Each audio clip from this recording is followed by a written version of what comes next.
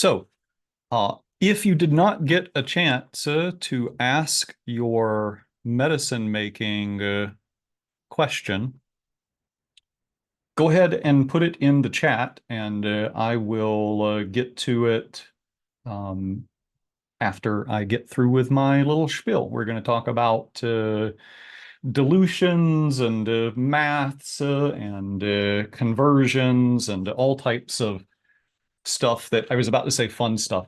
It actually kind of is fun at this point in my life, but learning medicine making math was not, I was not a math person when I started.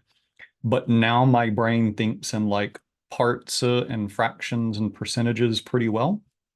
And so I wanted to share with you a little bit about the techniques that I use and how I do some of the more aggravating parts of medicine making math. So let me get... And some of this will have visual aids for, and some you're just going to have to listen and ask questions because I don't have good visuals for. So I guess let's start with um, calculating dry weight equivalents. And what I mean by that is a lot of herbal preparations come in liquid form. And many times there's differences in concentration. And in trying to determine how much of the actual herb you are getting into people, what I suggest is that first you turn the liquid into a dry weight equivalent. And so that can be fairly straightforward. So we could, for instance, talk about a 1 to 5 tincture, which is the most common weight to volume ratio used in making dried plant tinctures. And in a 1 to 5 tincture, 1 milliliter, sorry, 5 milliliters of tincture should be equivalent to 250 milligrams of the dried herb. Now, it's technically, 200 milligrams of the dried herb. So you just divide your 1 gram by 5, and you see that it is 2/10, 1/5 of a gram per milliliter in dry weight equivalent. This is not entirely accurate because even dried plants have water content. And so if you're only comparing dried herbs to dried herbs, I think that not compensating for the water content makes sense. But if you are comparing fresh herbs to dried herbs, then we have to do a little bit more work. So fresh tinctures are normally made as a 1 to 2 extract. So that means 1 part of weight is represented in 2 parts of volume. And the reason why this is made with less alcohol than a 1 to 5 is because the plant contains water, and that water is going to dilute down and add to the uh, uh, the fluid in your menstruum. So the problem is with fresh plants, the water content is really high. So if you have a pen and paper, I just want you to jot down 100.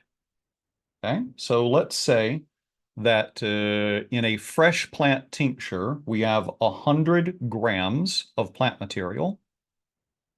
And then we put a colon, and we have 200 milliliters of our menstruum. So that's a 1 to 2 ratio. That looks more concentrated than a 1 to 5.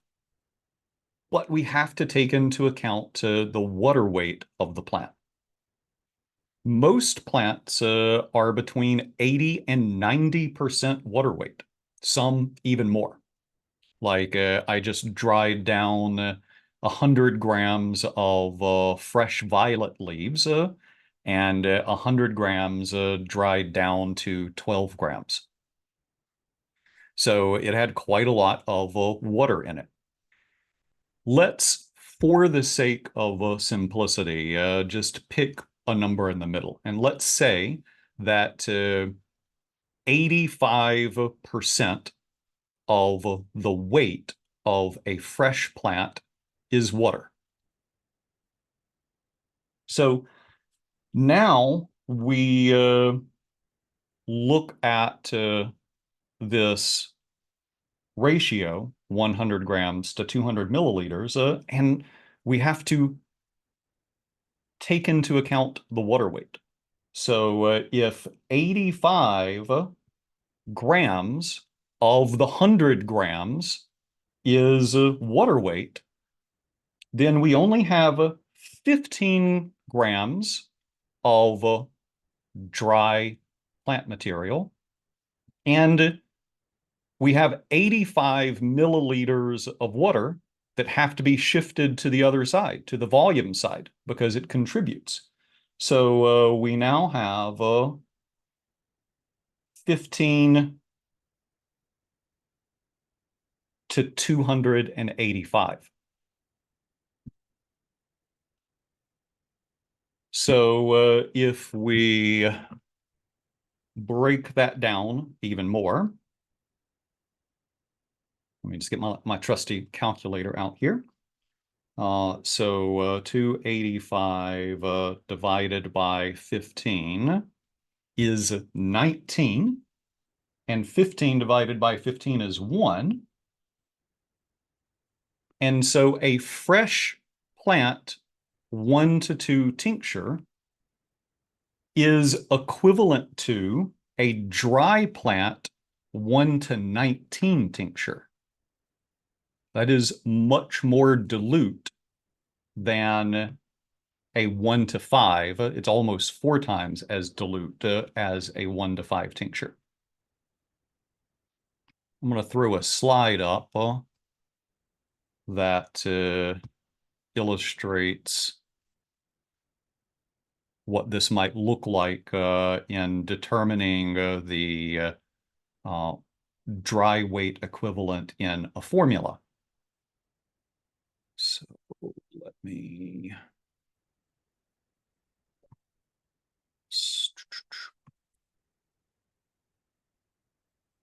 swap that, minimize that, and share this screen. So here is a common question that, or a type of common question that I get. There are 4 herbs total in a formula, 3 of which are 1 to 2 fresh plant tinctures, one of which is a dried 1 to 5. They're equal parts of each herb. The desired dosage for this product is 2 milliliters. How many milligrams of plant material does 2 milliliters have? And so the first thing that we have to do is convert the fresh 1 to 2 and the dried 1 to 5 to a fully dried weight equivalent. So this is what we just did, where we said that fresh plants have an average of 85% water content. Dried plants have a 10% water content on average. And if we're just doing a dried 1 to 5 calculation, I don't bother with the 10% because it doesn't change the formula that much. But let's go ahead and convert a 1 to 5 into a fully dried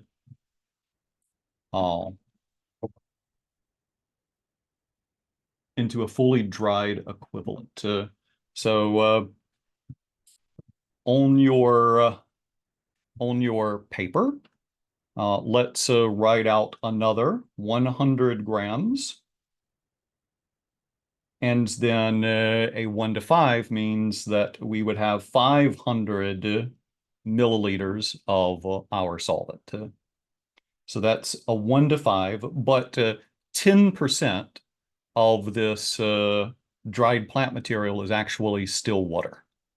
So that means in 100 grams, there's 10 grams of water. So a fully dried equivalent would actually be a 90 to 510 ratio. See how the 10 that you subtracted from the weight side, you added to the volume side? So we see that represented here. Do I have a highlighter? Annotate.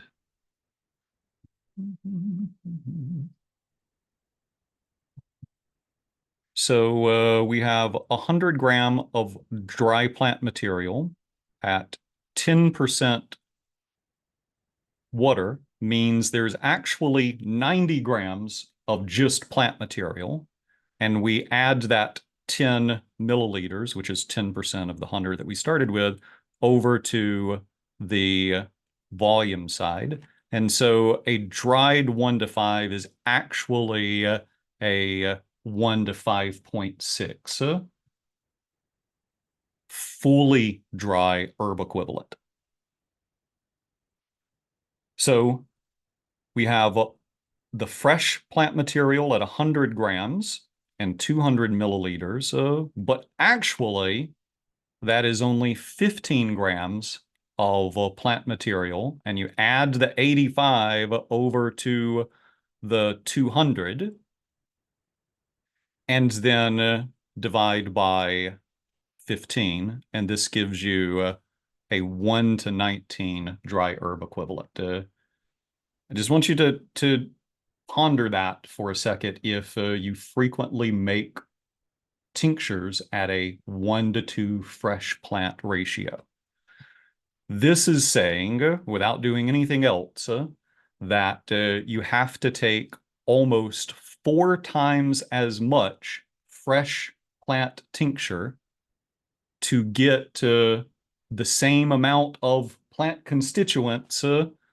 that are in a 1 to 5 tincture. So there are a few herbs that have compounds that are very unstable and have to be preserved in alcohol immediately. But for the overwhelming majority of tinctures, you are going to make more potent medicines by drying your fresh plants first and then tincturing. Like dry it for 12 to 24 hours at 90 degrees in an Excalibur dehydrator, and it is just as vibrant as it was when it was filled with water. The only thing it's really lost is the water. And then tincture that freshly dried plant material, and your tinctures are going to be much more potent. They'll have a much higher percentage of actual plant constituents in them. Now, we can go ahead and calculate out this particular formula. Remember, we started with the question. There are 4 herbs, 3 of which are fresh tinctures, and 1 of which is a dried 1 to 5, and they want a 2 milliliter dose. What would the converted milligrams be? So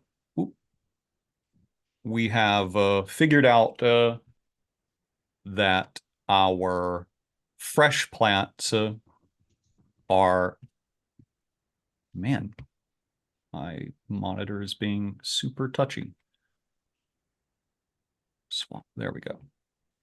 So we figured out that we have 3 herbs at a 1 to 19 ratio and 1 herb at a 1 to 5.6 ratio. We can then convert these ratios to percentages pretty easily.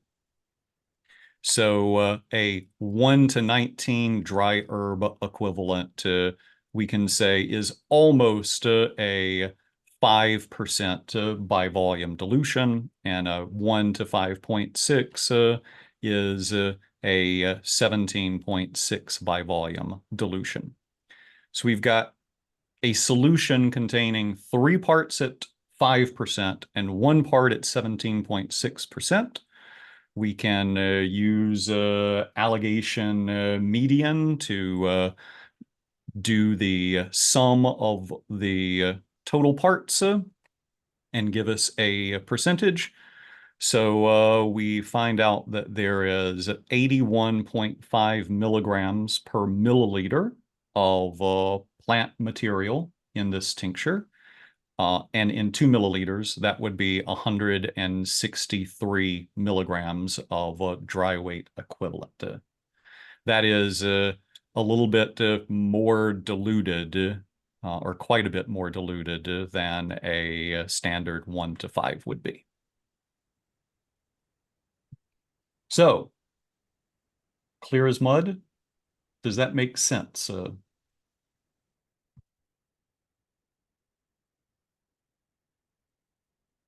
I'm going through questions now.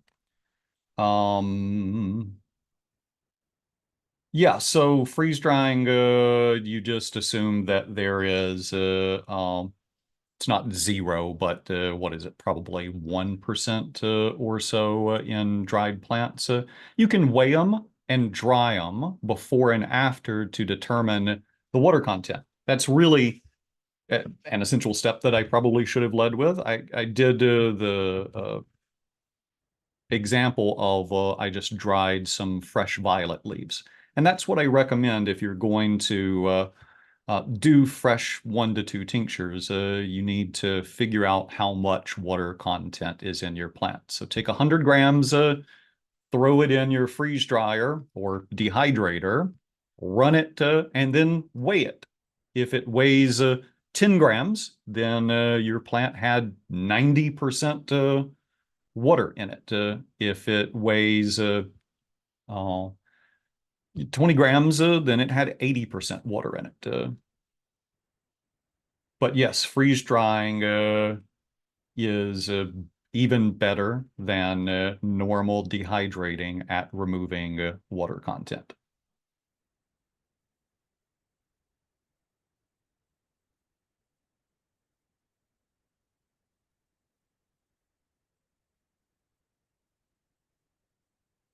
When you compare freshly dried plant material using a dehydrator 24 hours at 90 degrees, is that when the 10% remaining water content value is the most valid?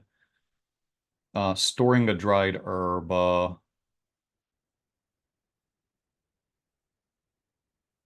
might not really be a lot less than 10% water content, more like 5% or yes. Yeah, so dried plant material, the industry standard for the bulk herbs that you get is that they have to have less than 11% water content. And depending upon the plant, it might be as low as 6 or 7%. Depending upon how well it's been dried, it might be as low as 6 or 7%, or as high as 10.5%. You can you can't dry all of the water out of dried plant material without a freeze dryer. So I just assume that most dried plants, when they're dried to the crispy stage, are about 10% water content left.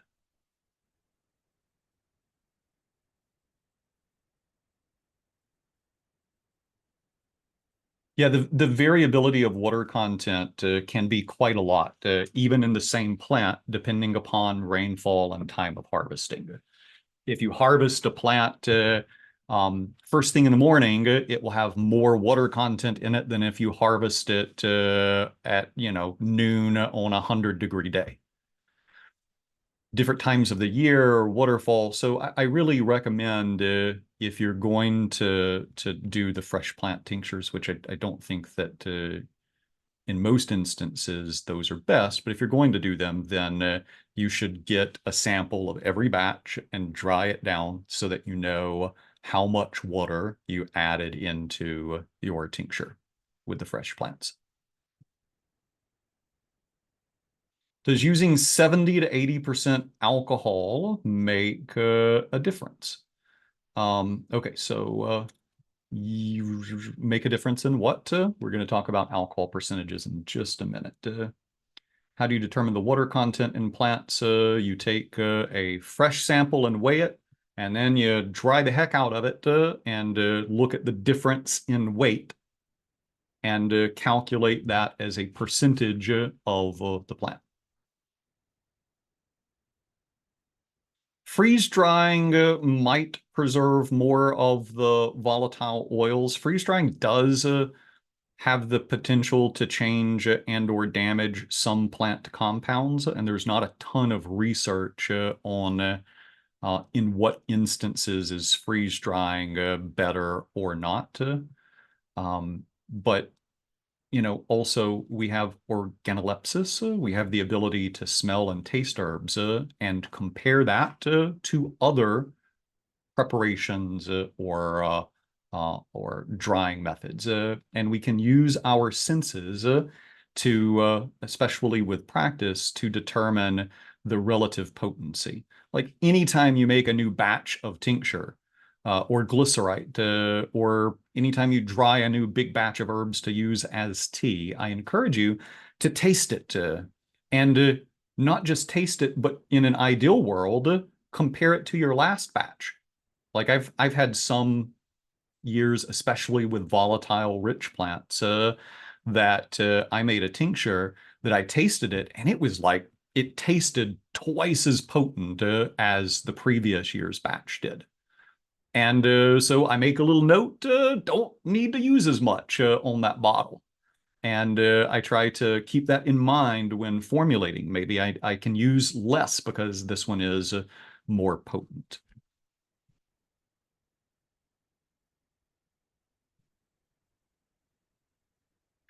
Do these ratios apply the same to any menstruum or specifically to alcohol? So the weight to volume ratios that we were talking about, 1 to 2 and 1 to 5, are the most common weight to volume ratios for using alcohol as a menstruum.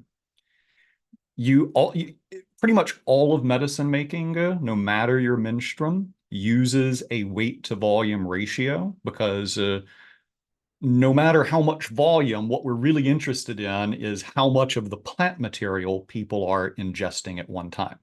The magic is in the plants, not the menstruum. And so a weight to volume ratio for a glycerite might be 1 to 4 or 1 to 5 for very hard roots that don't absorb a lot of menstruum. But if you do a glycerite of calendula at 1 to 4, you will get nothing back out of it. You have to do a more dilute ratio with some plants just because of how much, especially with the glycerites, just because of how much they absorb. So I think that if it's a dense plant material, for a glycerite, you could totally try 1 to 4, 1 to 5. For any type of leafy or fluffy plant material, I recommend doing a 1 to 8. And that makes it pretty easy to dose. You would just dose it at about double that you would a standard 1 to 4 or 1 to 5 extract because it's half as dilute. Lemon balm is not best fresh. Lemon balm is mostly water, and you will get a much better preparation if you dry your lemon balm first. Pretty much with all volatile rich plants, you concentrate the essential oils in the plant when you dry because you're removing their biggest competitor, the other liquid components, the water.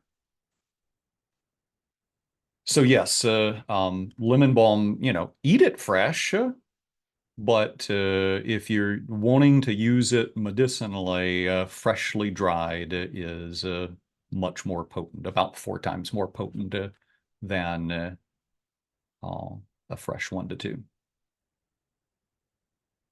Yes, freeze drying does destroy some constituents. There's not a ton of research on which ones, and most especially, there's no research on like superior preparations using freeze drying. I've used a little bit of freeze drying and hope to get a freeze dryer within the next year or two just to play with more. In my experiments, I think that the freeze drying is pretty interchangeable with regular drying, and oftentimes freeze dried tinctures taste a little bit more vibrant.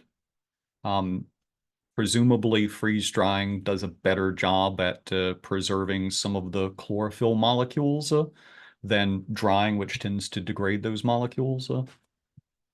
So yeah, there's ongoing interest and research in the effects of freeze drying on your herbal preparations.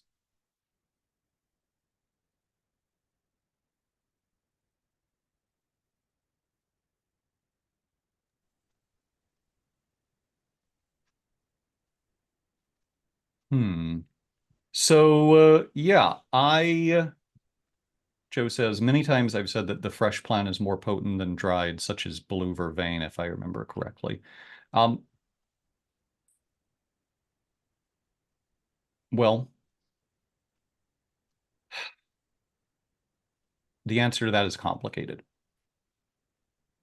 On some plants that are naturally very concentrated in the desirable constituents, like blue vervain, you can absolutely get a potent and usable tincture from a fresh 1 to 2. But it is even more potent with a freshly dried 1 to 5. And if you heard me a decade ago say that fresh plant tinctures were better, know that I have learned and grown and changed my mind on that. But I think even a decade ago, I was recommending most tinctures as dried. Now I'm going beyond that and saying with only 2 or 3 notable exceptions, Yeah, but I'm not eating it. plants are more potent when they're made dry. Milky Oats is one of those that I think needs to be fresh. That is, Milky Oats. Every time I do this, I think I should really make a freaking list, and I probably have a list somewhere. But Milky Oats, peach, wild cherry, and gelsemium are the primary herbs that I think of as far superior when tinctured fresh. I don't believe that dried milky oats has very much oomph in it at all, and I think that fresh milky oats has a lot of oomph in it. So outside of those four, I now dry everything else, even if I buy it fresh, which I'm prone to do just because of quality. I will buy 10 pounds fresh, dry it, and then tincture it a day or two after drying.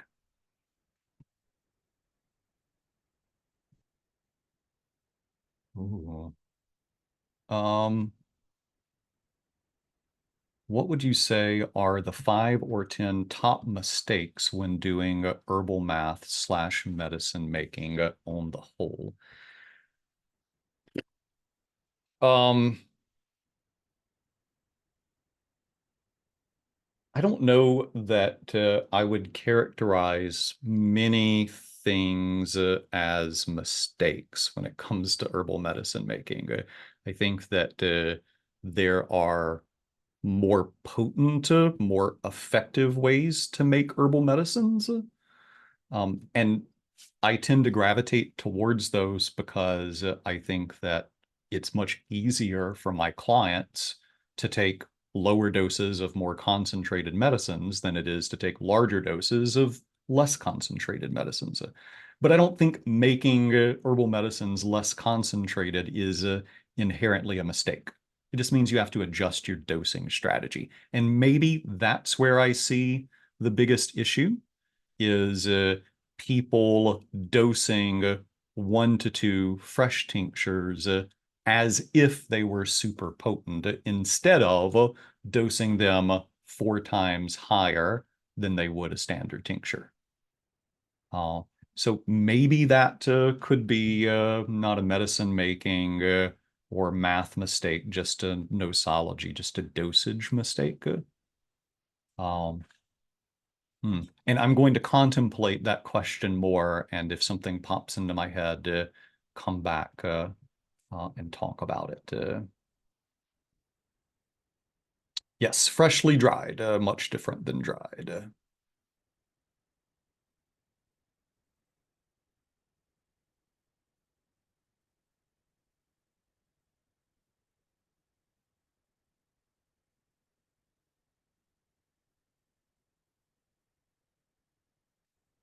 Yeah, so Rosa highlights an important point here, and that is many people don't have access to a press, to a way to get the stuff out of your plant materials. And when you don't have a good way to squeeze it out, then percolation is by far the best preparation method. But then you have to have a way to powder the herb. So, the question is, does that make fresh plant tinctures good for the lay medicine maker? And I would say that fresh plant or dried plant, either one, you need to be able to squeeze to get the good stuff out, especially with plants that have some mucilage in them. And I don't think anybody should be. I think that squeezing plants by hand waste somewhere between 60 and 90% of the tincture. And so I think that you can for fairly low cost, increase your ability to squeeze that plant material out. You can get a potato ricer for $20 and a potato ricer that you squeeze by hand will get out 70 or 80% as much as a full hydraulic press for most plants, and normally double what you can get just squeezing by hand. So a $20 potato ricer, I think, is a good investment for home medicine makers. And I still think that drying the plants first and tincturing them at home is a better option than doing a fresh plant tincture for most people. Yeah, percolations are great, but they are more fiddly than fresh plant tinctures, and you need some special tools. Absolutely. Um, yeah, I honestly think that most like home medicine makers would be better off learning how to dry their plant material and store it and use it in tea form than spend a lot of time and energy making really dilute tinctures with those fresh plants.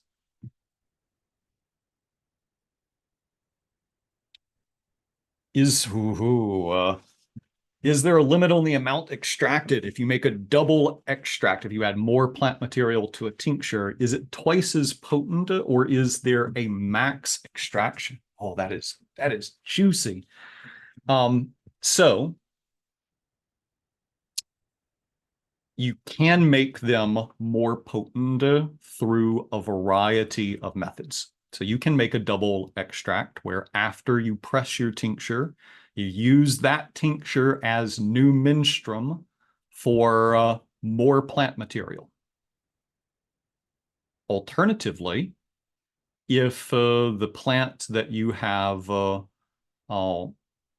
extracted at a 1 to 5 does not have volatile compounds as the primary desired constituents, then you can simply evaporate part of your alcohol off.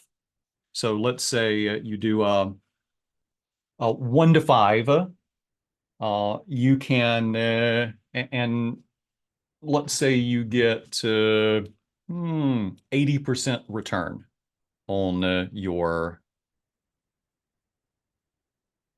tincture after pressing. So we're just going to use that 100 and 500 example again. So if you put 500 mils in and you get 80% back, it's 400 milliliters back of that 1 to 5.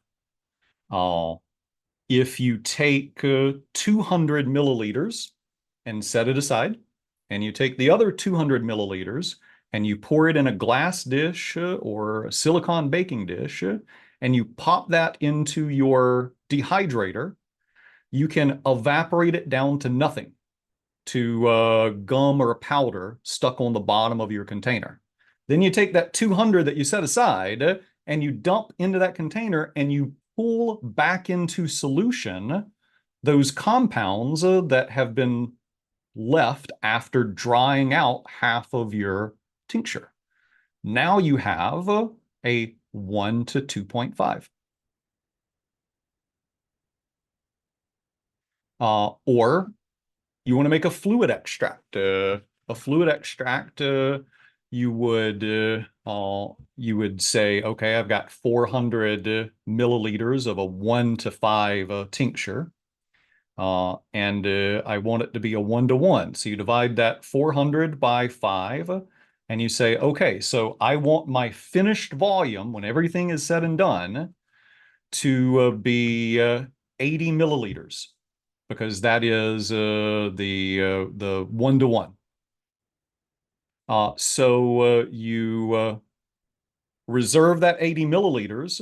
You take the 320 milliliters, put in your dehydrator, dry it down to nothing. Take the 80 milliliters, add it back, stir it slowly to bring it back into solution. And you've now made a 1 to 1 using dehydration to concentrate the tincture, not by adding more plant material, but by removing solvent. So, is there a limit on how much plant material you can keep in your solution? And that's a nuanced response as well. The answer is yes.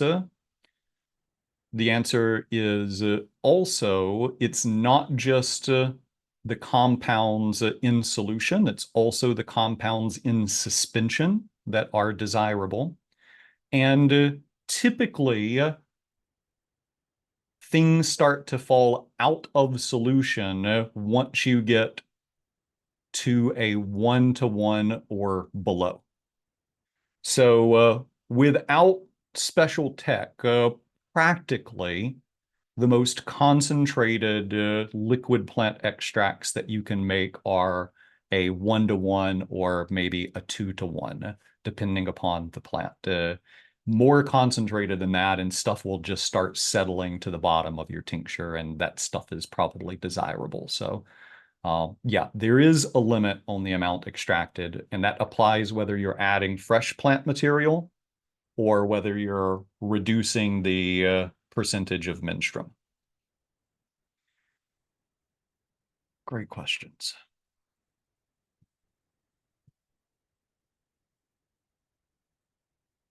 Ooh, Sophie asks, if I fill a mason jar with fresh Crataegus flowers and leaves and just fill it to the top with alcohol and do no measuring, do you think the tincture would be effective in any way?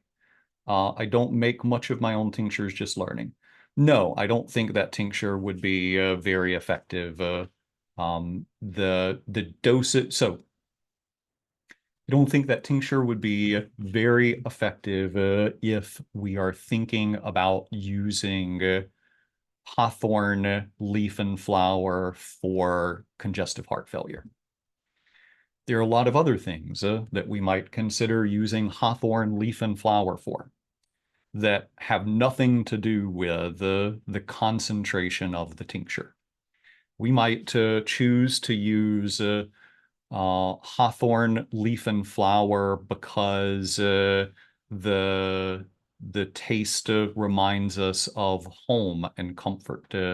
We might choose to use hawthorn leaf and flower because the aroma from it sets our mind at ease. We might choose to use hawthorn leaf and flower tincture to develop a self-care ritual to create a pause in our day and a moment of reflection. We might use it for all types of purposes that don't need concentrated plant constituents to see the benefits from.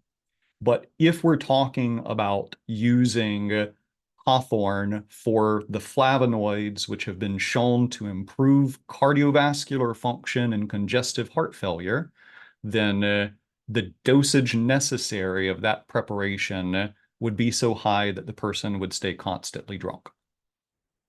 So that's the concern, is that to get enough of the actual dried plant equivalent, you'd have to take lots and lots and lots. Cleavers, dry them first.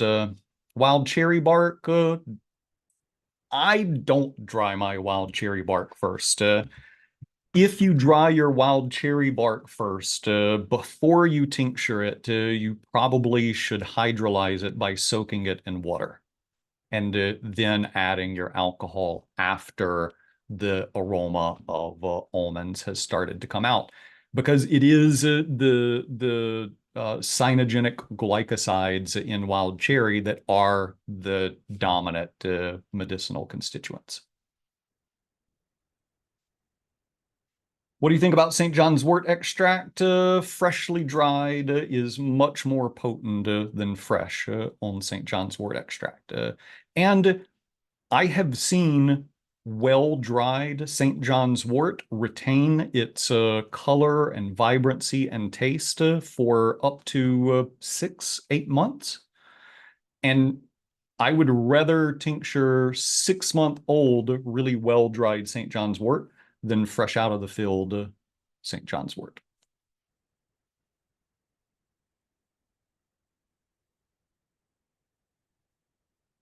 Or herbs that should be tinctured fresh, milky oat, peach, wild cherry, and gelsemium. Ooh, do you always grind your freshly dried or dried herbs before tincturing?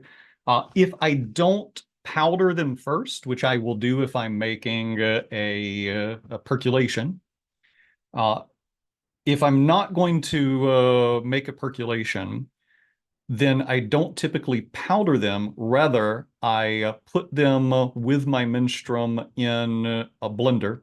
I let it sit for 30 minutes or an hour to soften the plant material before I turn my blender on. And then I turn my blender on and puree the plant material with the menstruum.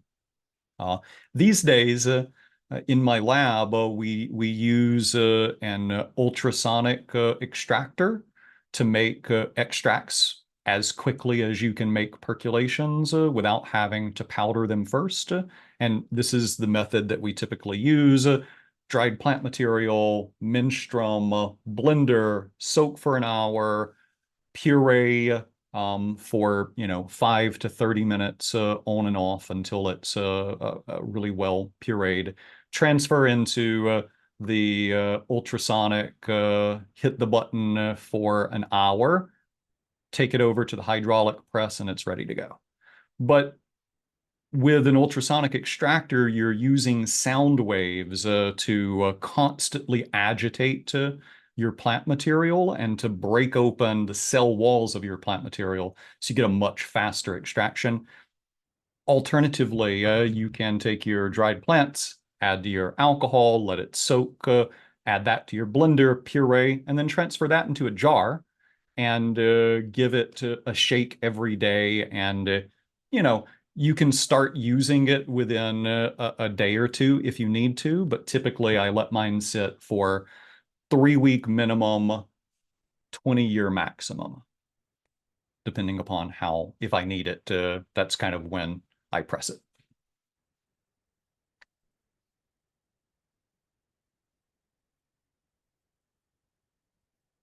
Hillary, I don't know any good herb formula math resources. I'm going to provide you some resources tonight, and there are, I think, a few in my medicine making book, especially about dosing for children. But there's not like a good standalone text that covers the medicine making math. It's on my bucket list for the second edition of the Modern Herbal Dispensary. Oh, I'm drying some Yopon leaves in my oven for making tea. Any suggestions? Enjoy. Dried Yopon leaves are really mild and pleasant. Don't over steep. If you steep for longer than 10 minutes, it tends to get astringent. You can also use gentle heat in your oven to lightly roast the leaves like you would coffee leaves to develop the flavor a little bit. Most ovens start at too high of a temperature for that in my mind, but if you turn your oven on the very lowest of temperature and use a spacer or a block to keep your oven door slightly cracked, that tends to work pretty well.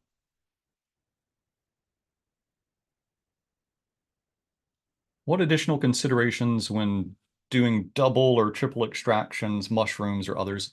So I don't do tinctured mushrooms because so I don't do double extracts with mushrooms. I do tea powder concentrates with mushrooms is my preferred preparation. And this is because and this change is maybe 5, 6 years old for me. Um, I was in a van with Christopher Hobbs for an hour on the way to an airport, and we got into a conversation about mushrooms, and he had just finished doing his PhD on medicinal mushrooms. And he said that he got to, as part of his PhD research, use an electron microscope to look at the structure of the polysaccharides in mushrooms. And he said he was blown away that the polysaccharides were in spiraling triple helix, just like DNA. But as he experimented and tried different preparations, what he noticed was that any amount of alcohol added in started to change the structure of the polysaccharides to unwind the helical structure. And he said he decided when he saw that he would try to focus on other preparations. And what he arrived at was making a tea powder concentrate preserved the structure of the polysaccharides and provided a really concentrated way to take mushrooms. And since I had that van ride conversation with him, I haven't made a double or triple mushroom extract. I used to, and now I don't. Um, Doing tea powder concentrates is not hard. You just take your mushrooms and boil the heck out of them, and then you strain your mushrooms out, and you continue to reduce your liquid until it thickens, and then you transfer that liquid into a dehydrator and dry it out. Depending upon the mushroom, some of them get gummy. Like reishi has a fair amount of resins and terpenoids in it, and these make a lot of gum when you dry them out. So um, you can add about 10% by weight of a neutral starch. Tapioca starch works well. And so you add your tapioca starch into your reduced decoction. And then when you dehydrate it, the tapioca starch absorbs some of the sticky compounds, and you're actually able to powder it instead of just getting like a resinous gum that you can't do much with. Yes, a small wine press works really well for larger amounts. For less than, I think it's less than $80, you can get a pretty decent fruit press or wine press. And that is even better than a potato ricer, especially if you're doing bigger batches. A few years ago, when my lab shifted from a teaching lab to a production lab, I built my own hydraulic press, and I now have like a 10-ton hydraulic press that's automatic. I push a button and it goes and squishes everything out. It was about the same price. So I made one that will do 10 tons and about 4 gallons worth of plant material at a time. And I paid about the same price to build it as you can buy one that will do a liter from Strictly Medicinal. Theirs are very expensive, but there's a lot of ways you can build presses, buy presses, modify. I mean, I have so many modified presses. Yeah, I've used car jack presses and steamer trays. I've built wooden presses with screw blocks. There's a lot of ways to get all the good juices out of plant materials, and all of them are far superior to trying to do it by hand. Like everybody should squeeze herbs through a cheesecloth once, maybe twice. After that, try to find a mechanical advantage so that you don't waste a lot of your plant material. Air drying herbs works great as long as you have adequate airflow and as long as you have um, adequately low relative humidity. So if you live in a really humid area, it takes a tremendous amount of airflow to compensate for that. If you live in a really dry area, throw it on your counter and it'll dry itself. You know, if you're in the desert. Um, I do most of my bulk drying in these hanging herb baskets. You can get them off of Amazon. They were like pioneered for drying weed, for cannabis drying, and they collapse down really small. You hang them up. What I do is I keep a dehumidifier going in my lab uh, because we're constantly running the dehydrators and releasing moisture into the air. So I keep a big dehumidifier going in my lab, and the relative humidity stays at around 35%. So I hang one of the big drying racks up and then just aim a box fan at it. And that is, you can load it up, and that's more than enough to dry your plants. Joe, you are correct about that herb also needing to be fresh, but I don't really talk about that herb in public. Only with close students do I talk about that herb now because of its over harvesting pressures.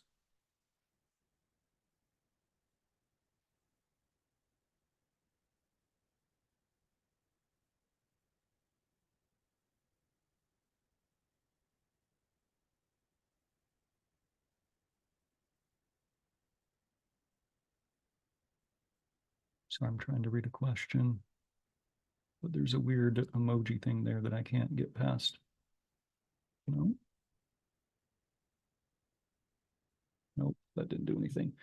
Um,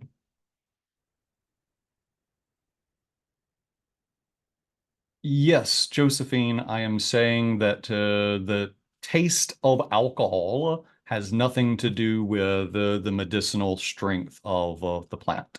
Fresh one to twos that use 95% alcohol are really boozy, much higher than they need to be. And that boozy taste does not represent medicinal activity. If I vacuum seal my jars, how long can herbs retain their potency? Um, That depends on the herb. I have so one of my early mentors was Phyllis Light, and Phyllis's grandmother made her study ginseng for 7 years before she was allowed to pick any other plant. And the very first medicinal plant that she harvested was a ginseng root. And she has that same ginseng root, her first that she harvested, in a medicine bag that she carried with her for years and occasionally still does. And in times of great need, she will break off a little piece. She was kind enough to break off a small piece and let me try it. And this piece of ginseng root that had been in a little leather bag around her neck for 50 plus years was just as potent as any dried ginseng I've ever had. So some plants, I think, retain their potency for a really long time, and others not so much. It is very plant dependent. And of course, you know, how you preserve it, keeping it cool, removing the oxygen, that absolutely extends it. I would say that, and this is I had a discussion about this on this herb forum where it's I was about to say all of the, yeah. So all of the people that like write books and teach herb programs have a forum where they can talk kind of freely. And one of the big conversations that came up a few years ago was how long do dried herbs remain potent? And uh, one of my contributions to the conversation was I had recently found a 20-year-old expired bag of cayenne that was really freaking hot and had retained that specific medicinal compound for 20 years with very poor uh, conditions that it was stored in. So a long time. Taste your plants when you dry them, compare them to the previous year, and then when you break them out again, taste them and make notes and try to hone your senses, your organoleptics. And I think that with just a little bit of practice, most people can get pretty good at judging if an herb is still potent enough to use or not.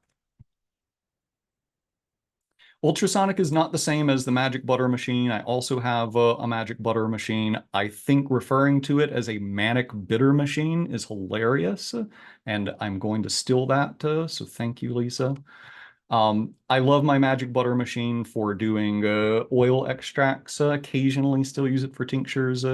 But I use like laboratory grade ultrasonic extractors. Um, they start the smallest one that I have starts at like $800 or $900. The biggest one that I have, which will do like 5 gallon batches at a time, is around 5 grand. They're pretty expensive, but production time can be greatly sped up.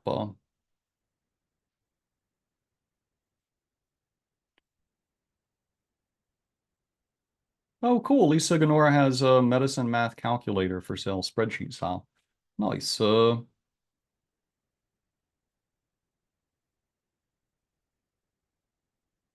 Are there any good step-by-step instructions on the mechanics of spagyrics? I have a comprehensive medicine making course that teaches you like every possible preparation you could want to know, including spagyrics. I'm sure there are also probably some free resources out there. Spagyrics have become really popular in the last 5 years or so.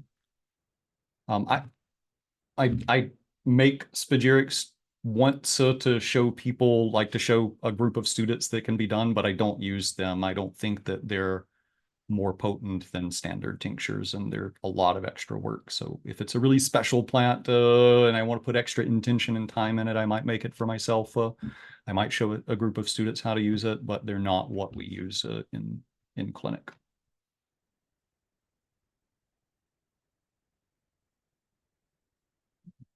I found that some herb manufacturers use 20 to 30% higher or less alcohol for many herbs in my Materia Medica.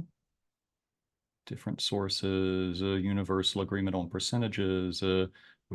What sources references do you deem the most and least accurate official for the amount of the percentage of alcohol needed for each herb, fresh and dry? So I think my book does a pretty good job of laying out desired alcohol percentages. And let me tell you how I arrived at those percentages. This is a great question. It goes directly to what is the evidence base for using tinctures and how were those tinctures prepared? So once upon a time, in a not so distant past, we had a system of medicine in the United States called eclectic medicine. These were physicians that went to medical school. Medical school was different then than it is now. You could start right after high school. You didn't have to have a bachelor's degree first. And medicine school was like a year and a half, 2 years in most instances at the most. Um, so it was different, but there were these groups of physicians that used plants, specifically tinctures or mostly tinctures, as their primary medicines for about 100 years.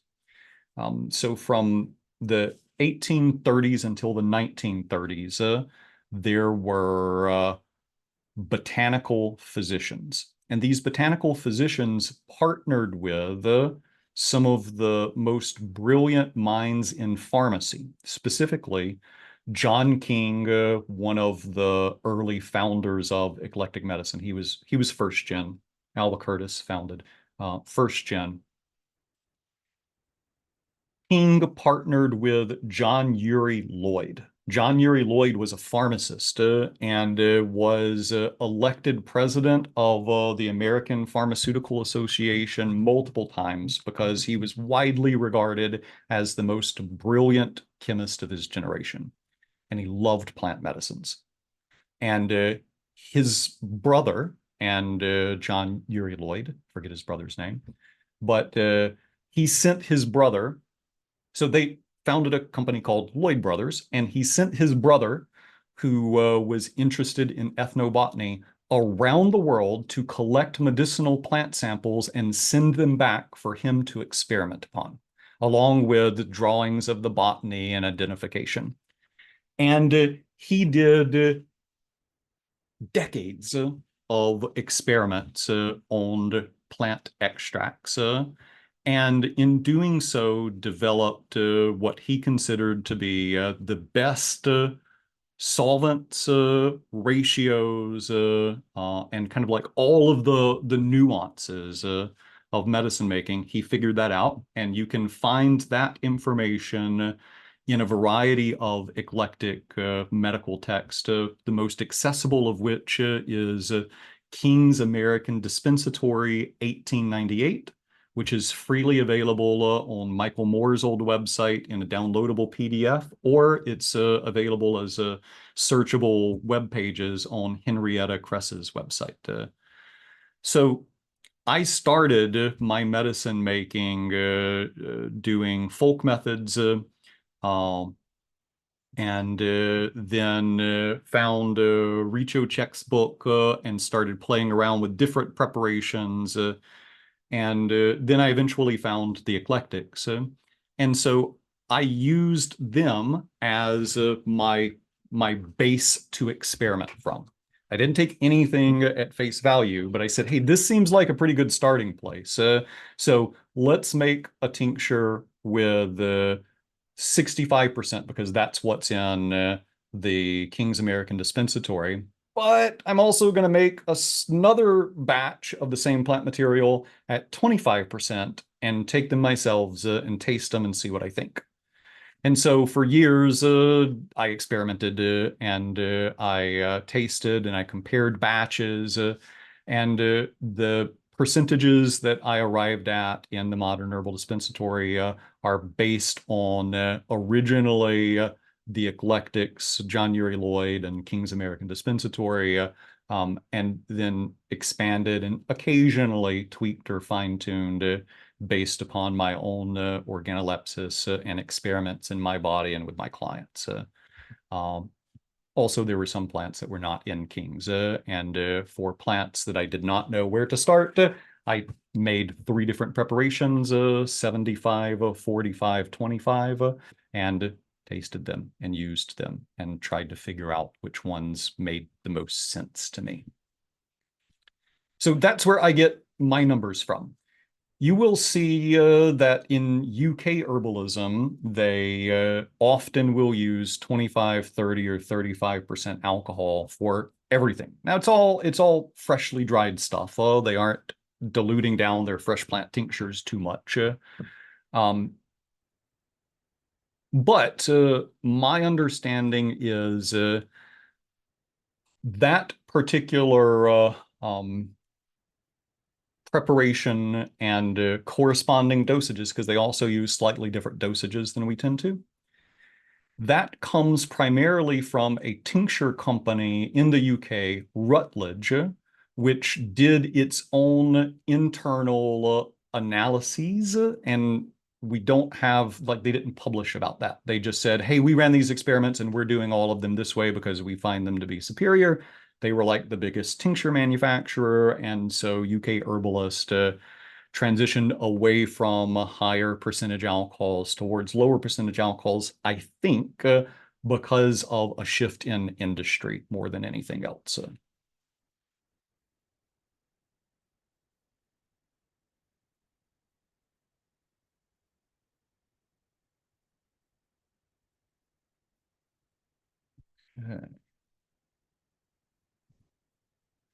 Yes, the alcohol percentage that you use is generally based upon the constituents that you're trying to extract. And this is where John Uri Lloyd, 100 years ago, spent a really long time figuring out these ideal percentages and identifying the constituents that he considered to be the medicinal components.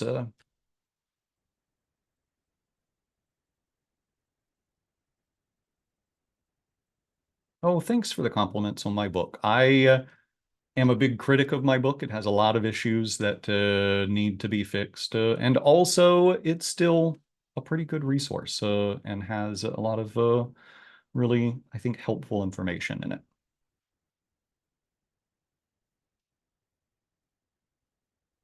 Any other herbs you process like mushrooms?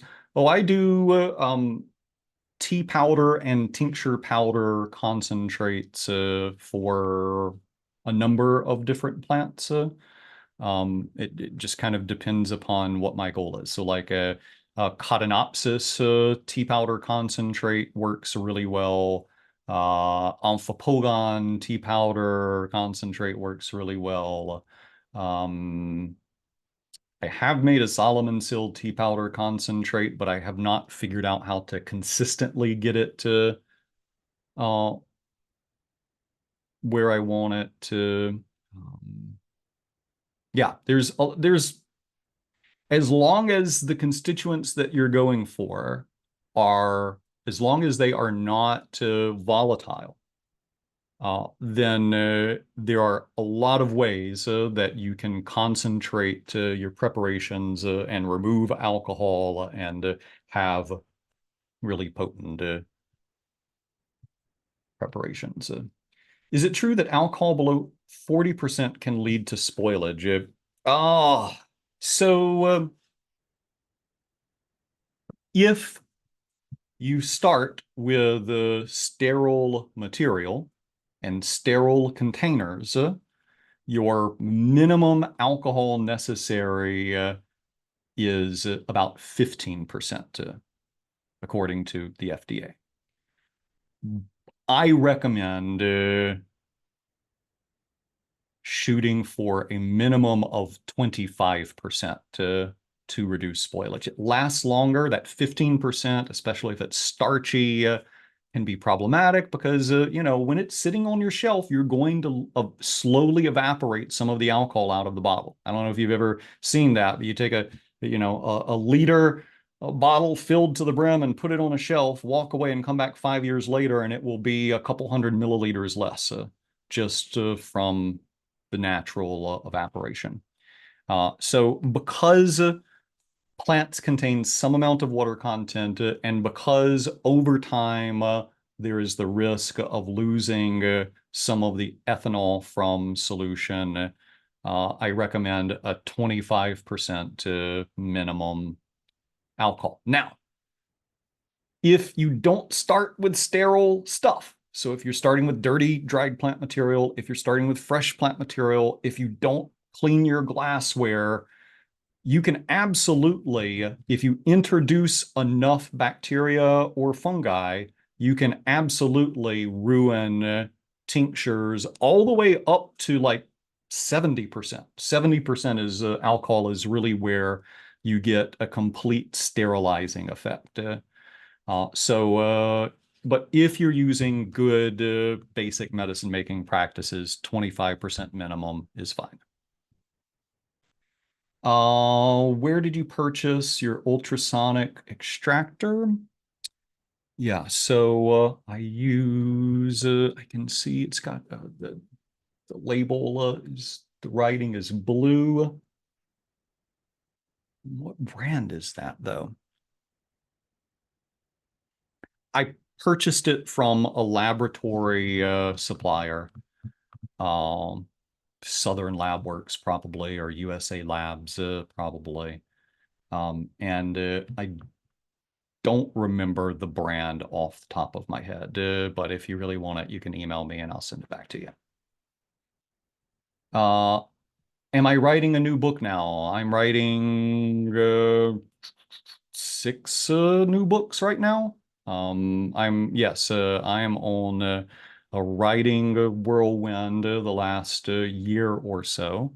And in fact, if everything goes well this weekend, I will be releasing somewhere around 80 pages of my philosophy of herbal medicine as free blog posts. So make sure that you're signed up for our newsletter if you want to read about how my strange brain thinks about health and disease and plants and our role in it.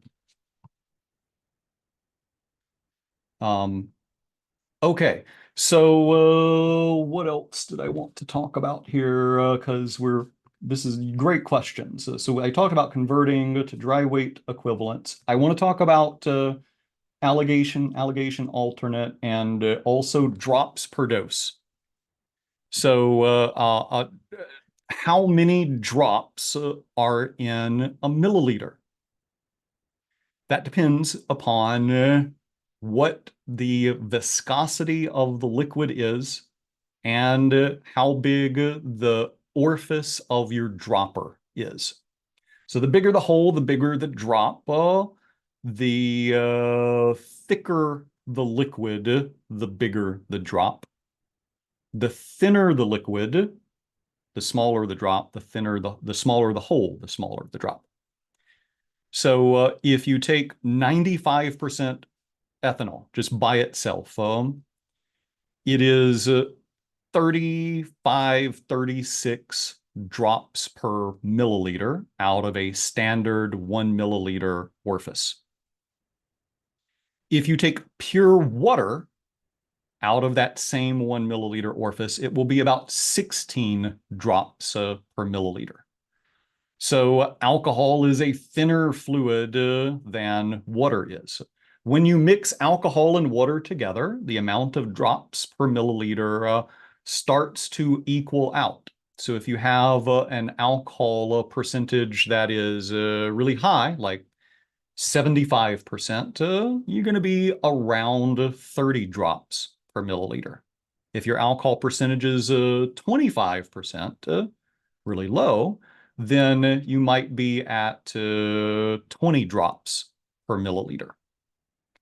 So the standard 1 to 5 tincture that for the preparation that works for most herbs, what you'll find in most health food stores on the shelf as tinctures is 40 to 60% alcohol. And unless it's a mucilaginous herb, there is about 25 drops per milliliter on average. So I think that's important to know because sometimes we use plants that are so medicinally strong that we only need a few drops. Now, to be clear, I'm not a drop doser. I don't think that taking 3 drops of Cleaver tincture is going to do anything for you. But when you're talking about low-dose botanicals, plants that have compounds that are poisonous in high doses, you do typically use much smaller amounts of those plants. So, and by the way, the eclectic physicians that practiced for about 100 years as primary care and developed the largest amount of botanical information in Western medicine after the fall of humoral medicine, they used poisonous plants like they were going out of style. They used very strong plants very frequently for all types of people and problems, infants, elderly, didn't matter, probably going to have a poisonous plant in it. So they have very defined preparations and very defined dosages that go along with those. I'm not going to talk about weight to volume ratios and preparations and the usage of poisonous plants on in a class where I don't know if people are beginners or advanced. I do teach that to my advanced students, and I teach it as an open to the public live course about once a year. But for the sake of limiting the conversation to math, let us consider henbane. So henbane is a low-dose botanical. If you take too much of it, you will have the most awful deliriums, and it will dry your mucosa out, and it can even cause seizures and coma and death. But in smaller doses, it can be useful for a wide variety of things. Smaller doses being, say, 10 drops. So the question is, if I have a formula with, 5 different ingredients in it. And I know that I can have a maximum of 10 drops per dose. How do I figure out how much to put into the formula? How do you formulate for drops, for drop dose plants? And I think the easiest way to do that is to convert all of your formula into drops, which is why it's important to know that high percentage tinctures have a lot of drops per milliliter and low percentage tinctures have a few drops per milliliter. So, and so you need to know what you need to have an idea of what your finished tincture alcohol percentage is going to be. Most of my formulas wind up about 50% alcohol. And so let's say that a standard dosage for this formula that is a nervine formula is going to be 3 milliliters. So 3 milliliters times 25 drops, which is the average for the 50% solution that I'm working with, is 75 drops. And I want 10 of those drops to be henbane. So the amount of henbane in my formula is 10 75ths, or 1 to 7.5. We could also simply divide that 1 by 7.5, and we could say that we need 13% of our tincture to be henbane if we want 10 drops in a 3 milliliter dose. So converting to drops is important when you're dosing a formula that has potent herbs in it. Dry weight equivalents. Okay, so the last thing then, and then I'll answer any more questions that you have. Last thing I wanted to talk about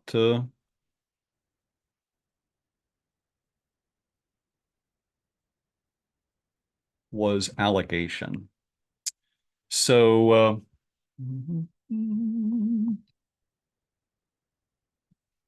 share slides, share screens. So alligation, there's actually 2 different types of alligation: alligation medial and alligation alternate. I will include some links to YouTube videos of pharmacy channels that go over this in more detail. It takes a little bit of practice, but I thought I would at least introduce it tonight because while alligation medial requires some math, alligation alternate is all about playing tic-tac-toe, and I really enjoy not having to do algebra.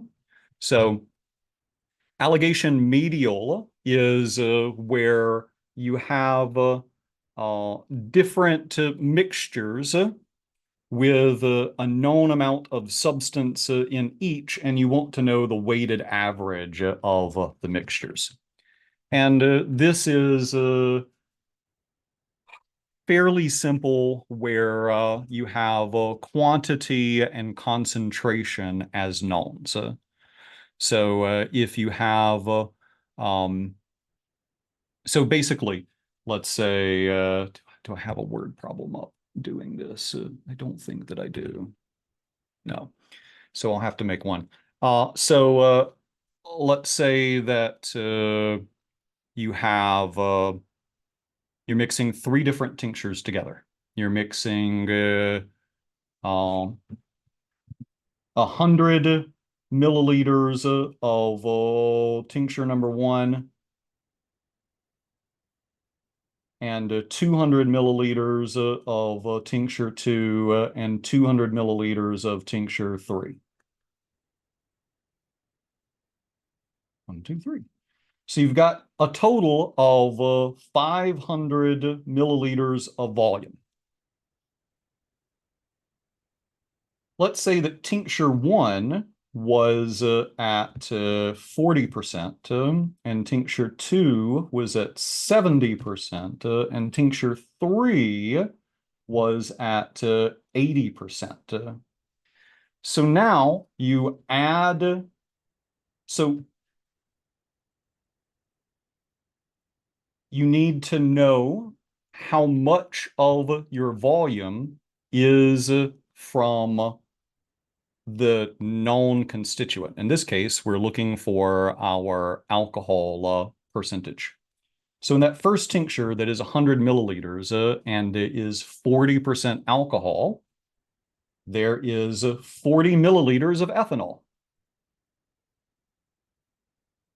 In the second tincture that is 200 milliliters at 70%, there is 140 milliliters of ethanol.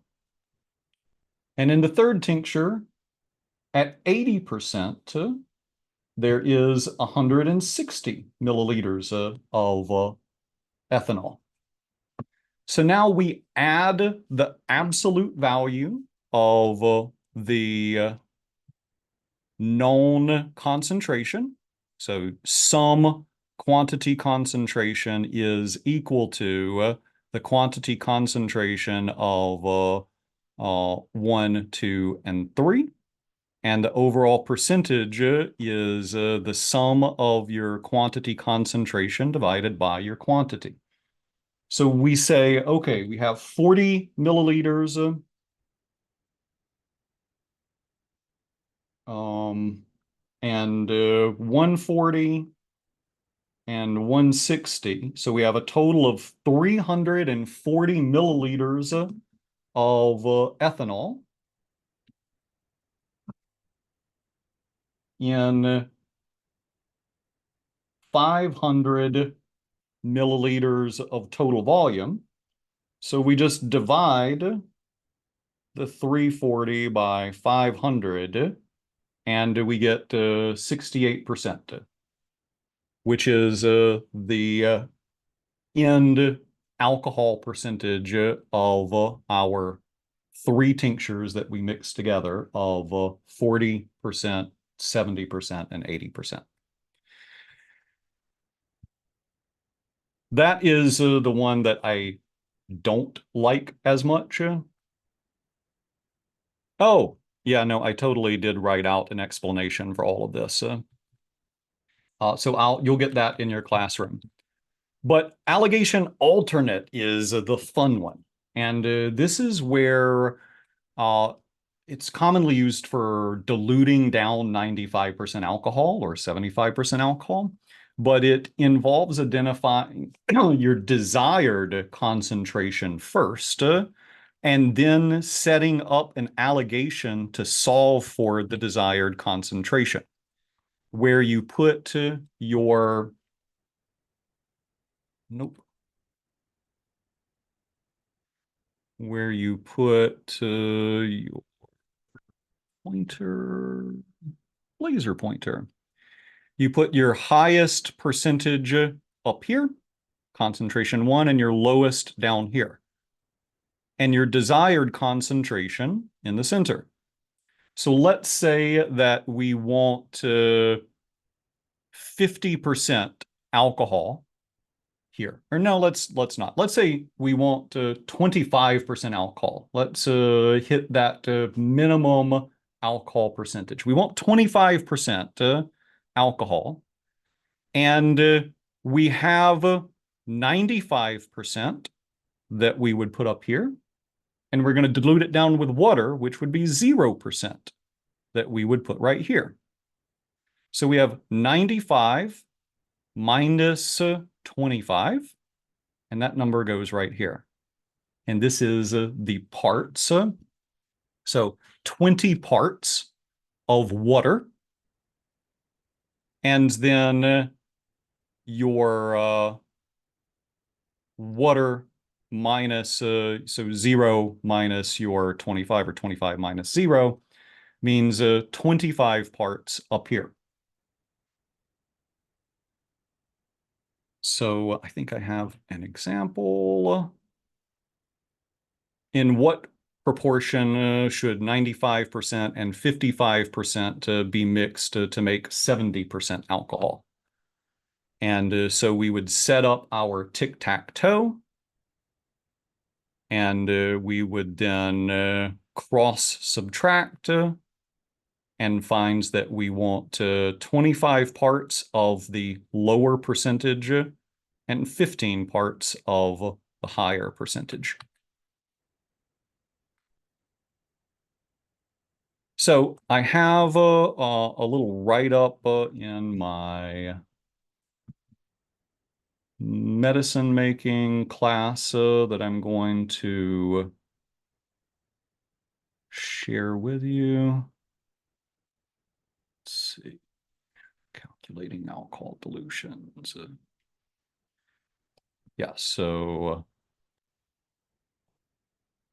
there is a whole little write-up that you'll get in addition to the slides that show you how to do this. And I'll also link to some more videos, but you just put your desired percentage in the center and subtract. If you that gives you your parts, which you can then turn into percentages by dividing the parts by the total. That's one of my funnest discoveries as a medicine maker is weird 1700s pharmacy math that still works without having to do algebra. So that is what I had planned and have rattled on a little bit longer than I intended. I'm happy to stick around and answer any questions that you have, and we will shoot you an email as soon as these resources are up in your classroom.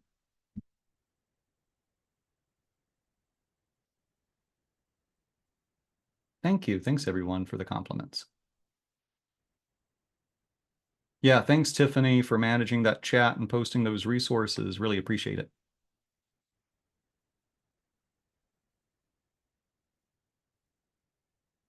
Oh, there were questions in the doc, right? That's right. I did get some questions here. Okay. When making small batch tinctures, I find the measured amount of alcohol either doesn't cover the dry herbs or is absorbed into the dry mix. I'm using a 1:5 ratio. This leaves very little finished tincture to squeeze or filter out at the end of 4 to 6 weeks. So the key there is to compress your plant material, and many times it's best to even weigh it down. So you can get pickling weights, and they're glass, so they're really easy to sterilize. And you can put them on top of your tincture to press your plant material down and cover it with water. Blending and pureeing really helps that process too. Jim McDonald, I think, has a fun little video illustrating some of the different ways that you can press your plant material down. As far as, look at Tiffany on the ball with that. As far as getting stuff back out of the plant material, that's why you need a press. Even an inexpensive $20 press will get a lot more out than hand pressing, and an $80 to $100 press will get even more. Tips when making hybrids of alcohol and glycerin. I find that a bit of glycerin added in to a valerian tonic takes some of the bitterness and bite out. Yeah, 1 to 5% of vegetable glycerin is not uncommon, especially in the naturopathic world. That was a favorite preparation of I think it was Dr. Bastyr is maybe I'm wrong. It was one of the early naturopaths that really liked adding a little bit of glycerin in. And I think that's totally fine. Herbal medicine has a long history of using different corrigents to make things taste better. glycerin is totally one of those, and there's some added potential benefits depending upon the plant. Where can I find the best resources to learn more about formulation? There are some books on formulation by Jill Stansberry that have a lot of excellent formulas and explanations in them. They don't teach you principles of formulation as much as they do, but more through illustrating what she uses and why. Formulation is really about knowing exactly what you're trying to do. And I think that's something that, well, it's something I like to talk about, and it's something that I hope other herbalists talk about more. Last question from the emailed in questions was, I have Matthew Wood's extensive printout for various alcohol extractions, fresh dried, etc. But I would love to have others. I've used it a little, and I have a lot of plants here in Texas that are not included in the list, lending me to try to find it from other sources or just experiment. Yeah, so I think I've already covered some sources from the eclectics. I haven't seen Matthew Wood's handout. Presumably, he just compiled it from other sources. He's not like a really avid medicine maker. So I don't know how good that one is, but I do include all of that in my book, and you can check out Henrietta Kress's website and Michael Moore's old website for all of the eclectic writings on the topic. I guess I should also throw in that like tinctures are relatively new to herbal medicine. They've only been used since about the 1700s, which means that for I don't know, 20,000 plus years, our species primarily used medicinal herbs dried, either as food, either fresh as food or dried as tea. And so the primary evidence for the use of tinctures comes from the eclectic physicians of the 18th and earliest, the 1800s and early 1900s. If it's not in there, there's a very good chance that there has not been a lot of testing and research done on ideal alcohol percentages. But you can do it yourself. Make a 75%, 50%, 25%, somewhere in that range, high, medium, and low, and try it. See what you think about it. Compare, taste test it to other tinctures that you've had made of the same plant, ideally of the same batch from the same time. Okay, I think that's all the questions. Thank you so much, everyone, for tuning in, and I hope to catch you in a free class soon. Talk to you later.